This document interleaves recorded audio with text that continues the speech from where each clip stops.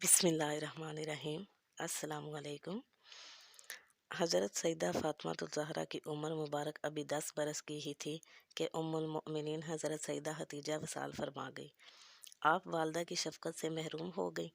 हज़ूर नबी करीम सल्लल्लाहु अलैहि वसल्लम जो कि इस वक्त अपने हर दिल अज़ीज़ चचा हज़रत अबू तालिब के विसाल पर गमगीन थे। अपनी गमगसार बीवी की जुदाई भी इनके लिए एक बड़ा इम्तिहान थी।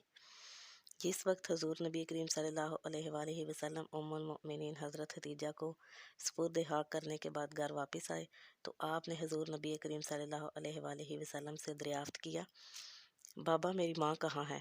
हज़ूर सल्लल्लाहु अलैहि वसल्लम ने अल्लाह अज़्ज़ व जल के फरमान के मुताबिक दिलासा देते हुए फरमाया, बेटी तुम्हारी माँ इस वक्त जन्नत में मोतियों से बने हुए महल में मौजूद है। हज़ूर सल्लल्लाहु अलैहि वसल्लम ऐलान नबूवत के बाद मुशरिकीन मक्का के जुल्म व सितम सह रहे थे। मुशरिकीन मक्का के जुल्म व सितम रोज़ बढ़ते जा रहे थे।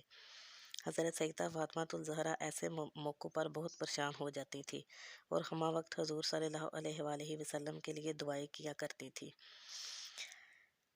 आप सल्लल्लाहु अलैहि वसल्लम हज़रत फ़ातिमा को हर वक्त दिलासा देते और फरमाते, बेटी तुम गम ज़्यादा ना हो, अल्लाह अज़्ज़ व जल तुम्हारे बाप को तन्हा नहीं छोड़ेगा। हाकिम की रवायत है, हज़रत अब्दुल्ला बिन अब्बास से मरवी है, फरमाते हैं कि एक दिन हज़रत सैयदा फ़ातिमा ज़हरा हज़ूर सल्लल्लाहु अलैहि वसल्लम के पास तशरीफ़ लाईं। हज़ूर नबी करीम सल्लल्लाहु अलैहि वसल्लम ने शफ़क़त से पूछा, बेटी तुम क्यों रोती हो? हज़रत सैयदा फ़ातिमा ज़हरा ने अर्ज़ किया, बाबा जान मैं क्यों ना रहूं, मुशरिकीन कुरैश का एक गिरोह हजर अस्वद के पास लातो अज़ा मिनात की कस्में खा रहा है कि वो आपको देखते ही शहीद कर देंगे और इनमें कोई भी ऐसा नहीं है जिसने आप सल्लल्लाहु अलैहि वसल्लम के मुक़द्दस खून से अपना हिस्सा ना पहचाना हो। हज़ूर नबी करीम सल्लल्लाहु अलैहि वसल्लम ने फरमाया, मेरी बच्ची तुम मेरे पास खाने का बर्तन लाओ।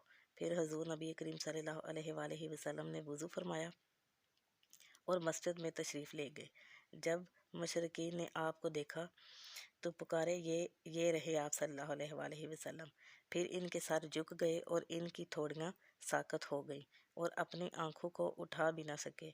आप सल्लल्लाहु अलैहि वसल्लम ने एक मुट्ठी में हाक लेकर इन पर मारी और फरमाया, चेहरे बिगड़ गए। फिर जिस जिस शख्स को इसमें से कोई कंकरी लगी वो बदर के दिन हालत कुफर में कत्ल हुआ। हज़रत सैयदा फ़ातिमा अभी कम सन थी और हज़ूर सल्लल्लाहु अलैहि वसल्लम खाना काबा में नमाज़ पढ़ रहे थे और इस वक्त बेशुमार मुशरिकीन मौजूद थे। जब हज़ूर अकरम सल्लल्लाहु अलैहि वसल्लम सजदे में गए तो उतबा बिन मुईद ने हज़ूर नबी करीम सल्लल्लाहु अलैहि वसल्लम की पीठ मुबारक पर ऊँट की ओजरी रख दी। हज़रत सैयदा फ़ातिमा ज़हरा को खबर हुई तो आप तशरीफ़ लाई और हज़ूर नबी करीम सल्लल्लाहु अलैहि वसल्लम की पीठ मुबारक से ऊँट की ओजरी को गिरा दिया और उतबा के लिए दुआ फरमाई। हज़रत अब्दुल्ला बिन मसूद से मरवी है, फरमाते हैं एक मरतबा हज़ूर नबी करीम सल्लल्लाहु अलैहि वसल्लम हरम काबा में नमाज़ पढ़ रहे थे। दौरान नमाज अबू जहल ने कहा, कोई है जो फ़लाँ कबीले के ज़बा किए हुए ऊँट का गोबर खून लाकर हज़ूर सल्लल्लाहु अलैहि वसल्लम के कंधों पर हालते सजदे में रख दे। फिर वो गलीज़ चीज़ें लाकर इस वक्त जब हज़ूर सल्लल्लाहु अलैहि वसल्लम सजदा में गए तो कंधों के दरमियान ला कर रख दी गई। हज़रत अब्दुल्ला बिन मसूद फरमाते हैं, हज़ूर नबी करीम सल्लल्लाहु अलैहि वसल्लम इस गलाज़त के बोझ की वजह से काफ़ी देर तक सजदे में रहे और इस दौरान मुशरिकीन हंसते रहे, यहाँ तक कि वो हंसते हुए एक दूसरे पर गिरने लगे। हज़रत सैयदा ज़हरा को खबर हुई तो आप जो कि इस वक्त कम सन थी तशरीफ़ लाई और इन मुशरिकीन को बुरा भला कहते हुए वो गलाज़त अपने हाथों से हटाने लगी। हज़ूर नबी करीम सल्लल्लाहु अलैहि वसल्लम को मुशरिकीन की इस हरकत ने शदीद सदमा पहुँचाया। आप सल्लल्लाहु अलैहि वसल्लम नमाज से फ़ारिग होने के बाद 3 मरतबा ये दुआ फरमाई, ए अल्लाह तू कुरैश को अपनी गिरफ्त में ले ले। हज़रत अब्दुल्ला बिन मसूद फरमाते हैं, अल्लाह की कसम मैंने इन सब की लाशें मारकाए बदर के मौका पर खाक आलूद होती देखी।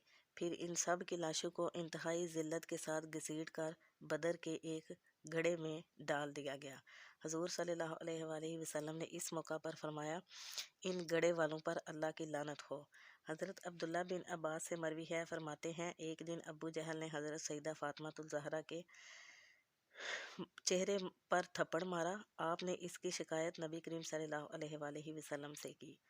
حضور صلی اللہ علیہ وآلہ وسلم نے فرمایا، تم ابو سفیان کے پاس جاؤ اور اسے جا کر ساری بات بتاؤ۔ حضرت سیدہ فاطمہ ابو سفیان کے پاس گئیں اور انہیں سارا واقعہ بتایا۔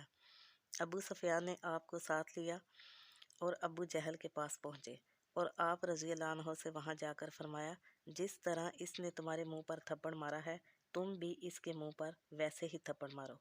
آپ نے ابو جہل کے منہ پر تھپڑ مار دیا اور واپس آ کر حضور نبی کریم صلی اللہ علیہ وآلہ وسلم کو سارا واقعہ بیان کیا۔ حضور صلی اللہ علیہ وآلہ وسلم نے اپنے ہاتھ اٹھائے اور دعا فرمائی، اے اللہ، ابو سفیان کو نہ بلانا۔